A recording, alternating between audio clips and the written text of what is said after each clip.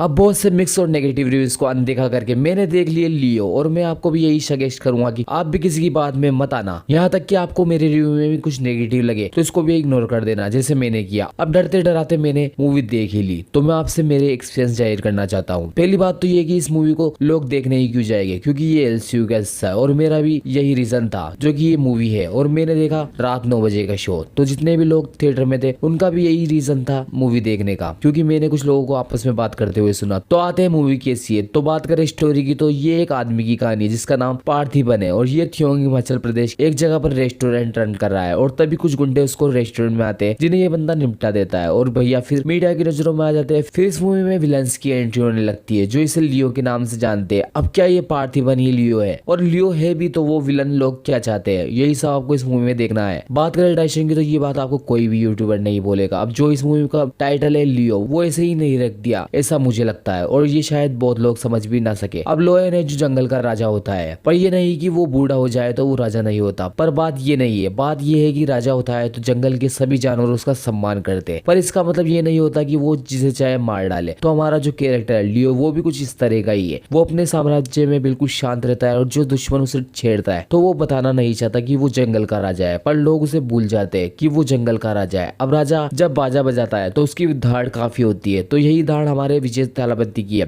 तो मूवी के first half में हमें एक सुखी परिवार दिखता है जिससे दुनिया से कोई लेना देना नहीं है, पर जब लोग उसे छेड़ते हैं तो जब वो जिस रूप में आता है वही देखना है। अब मेरे लिए तो इस मूवी में यही एक मिस्ट्री रहेगी, आखिर ये बंदा सिंपल है तो ये इतने बड़े एक्शन फाइट कैसे कर लेता है, जो डायरेक्टर ने क्लाइमेक्स में ही बताया, जो देखकर मतलब मेरा तो ऐसा माहौल ही बन गया था। मतलब आप कह सकते हो कि यही तो सुनना था, पर जो वेट होता है पूरी तरह से वोट ही होता है, और यही एक सस्पेंस आपको पूरी मूवी में बनाकर रखता है कि आखिर ये बंदा है तो कौन है। मतलब लोकेश भाई ने जो सेट किया है कैरेक्टर के मामले में, मजा पूरा पूरा देगा। तो फर्स्ट हाफ में आपको 3 बड़े एक्शन सीन देखने को मिलते हैं, जिसमें एक वो हयाना वाला सीन है जो ट्रेलर में सिर्फ एक झलक था। तो मूवी में आपको काफी बड़ा सीन देखने को मिलता है, और काफी जबरदस्त भी है। इसी से मूवी की स्टार्टिंग भी होती है एक तरह से। फिर इसके बाद वो रेस्टोरेंट वाला सीन आता है, मतलब ये सीन मूवी का बेस्ट पार्ट है, आप ये बात बिल्कुल बोल सकते हो। और फिर आती है वो मार्केट वाले सीन की, जो आपने ट्रेलर में भी देखा होगा, तो वो भी अच्छा था। तो सभी अच्छे टाइम के साथ आपको दिखाई जाते हैं, जिसमें थोड़ा फैमिली ड्रामा, फिर एक्शन, फिर थोड़ा फैमिली ड्रामा, फिर एक्शन, ऐसे इंटरवल आते आते जो सस्पेंस बनने लगता है कि आखिर ये बंदा कौन है। ये इंटरवल के आसपास आता है जिसमें हमारा शेर घबराता भी है कि उसके साथ जो चल रहा है वो सही नहीं है, और यही चीजें जो आपको लास्ट में दिखाई जाती है, मतलब लोकेश कलाकार ने जो कैरेक्टर में दिखाया मजा आ जाएगा। फिर आती है सेकंड हाफ की, तो जब फर्स्ट हाफ में कहानी बिल्कुल सिंपल सी दिखती है, पर जो वो सस्पेंस चलता है वो देखकर पूरा पूरा मजा आएगा आपको। और जिस तरह से मूवी में वो बारीकियां दिखाई है कि बंदा हमेशा रेडी है, पर आप उसको देख नहीं पा रहे, हमारा राजा राजा ही है, पर आप उसको इग्नोर कर रहे हो। अब इस बात में जो प्रो ऑडियंस है वो बहुत सी चीजों का पता लगा लेगी कि जो उसने सेटअप किया है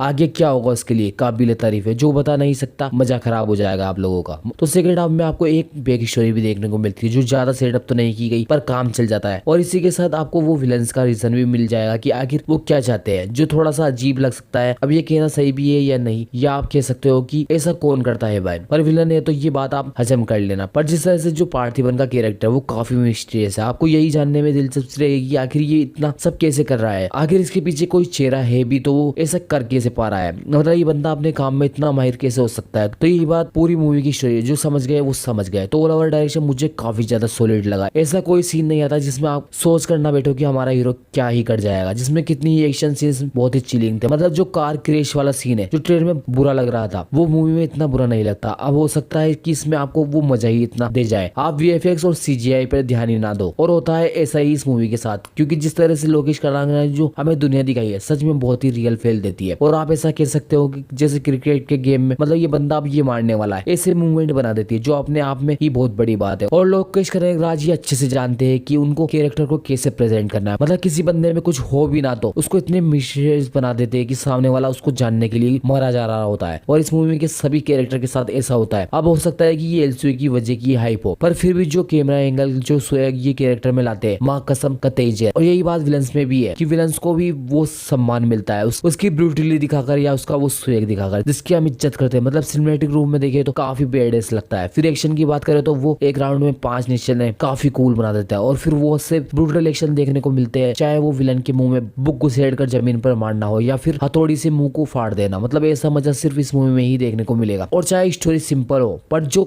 लोकेश कनगराज का विजन है वो सच में बहुत ही काबिल तारीफ है। बात करें सिनेमेटोग्राफी तो स्टार्टिंग में आपको वो हिमाचल की बर्फीली पहाड़ी जिसमें वो हयाना वाला सीन भी आता है जो काफी कोल्ड था, वैसे तो मूवी की पूरी टोन ही कोल्ड है, वो ठंड का मौसम, तो कलर ग्रेडिंग अच्छी है। जो विलन्स के लिए अलग तरह की कलर का यूज करती है जहाँ वो रहते हैं, तो हीरो के लिए अलग तरह की और पास्ट के लिए अलग तरह की। तो कहने के लिए ये सिनेमेटिक यूनिवर्स नहीं है, आपको बहुत बारीकी वाला काम देखने को मिलता है, जिसमें कितने ही सीन्स में वो ड्रोन से शॉट्स देखने को मिलते हैं, जिसमें पूरा कैमरा मूव हो जाता है, तो कितने ही एक्शन सीन्स में वो कैमरा मूवमेंट देखने को मिलता है, जो बहुत ही कूल लगता है। बात करें म्यूजिक की तो अनिरुद्ध भाई क्या कर रहे हो यार, एक चुम्मी इंडिया के सभी लोगों की तरफ से। मतलब भाई जो अलग अलग कैरेक्टर के हिसाब से उनकी एंट्री पर जो बीजीएम डिजाइन किया है, मजा आ जाएगा। और फिर वो इंग्लिश सॉन्ग का जो यूज किया है इमोशन को बताने के लिए, मतलब ये बहुत हटकर भी है और बहुत ज्यादा हार्डकोर फील देता है। और देखा जाए तो मूवी में आपको एक ही डांस नंबर देखने को मिलता है और मुझे ये काफी अच्छा लगा, क्योंकि माहौल बुरा नहीं करता और होना भी ऐसा ही चाहिए। बाकी के सॉन्ग आते हैं पर वो स्टोरी को बढ़ाते हैं, रोकने का काम नहीं करते। ऑल ओवर की बात करें तो भाई लोगों की बातों में मत आना, चाहे मेरी भी मत आना। मूवी देखने जाता, मूवी आपको डबल पैसा वसूल कर देगी। मूवी में मास एक्शन है, इमोशन है, स्वैग है, मिस्ट्री है, सस्पेंस है और खास करके ये मूवी लियो और लोकेश कनागरा सर के लिए देखनी ही बनती है। एंटरटेनमेंट भर भर कर है, मतलब इसको बिल्कुल भी मिस मत करना। अब जिन लोगों को ये मूवी ओवरहाइप्ड लग रही है, तो मैं यही बात कहना चाहता हूँ कि प्यार जितना धीमा चले उतना लंबा चलता है, तो सब इसमें ही देखने को मिल जाएगा, तो आगे क्या देखोगे। बस जाते जाते एक लास्ट बात कहना चाहूंगा कि संजू बाबा के कैरेक्टर के लिए ऐसा नहीं सोचा था, मतलब कुछ ज्यादा डिजर्व करते थे वो। तो यही था मेरा रिव्यू, आशा करता हूँ आपको पसंद आया होगा। लाइक करें, सब्सक्राइब करें, मरते दम तक फिल्मी।